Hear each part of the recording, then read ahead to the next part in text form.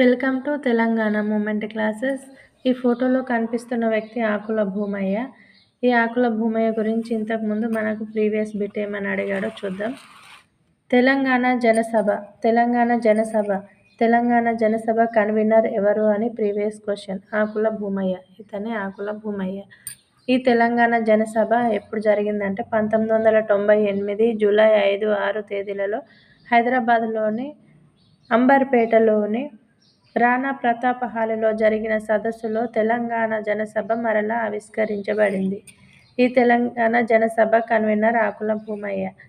ఈ తెలంగాణ జనసభకు 2 రోజుల పాటు జరిగిన సదస్సుకు హాజరైన ఇతర రాష్ట్రాల నాయకులు యాసిన్ మాలిక్, ఖగేన్ తాలూకాదార్.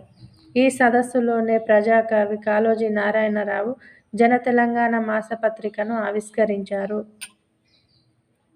తదుపరి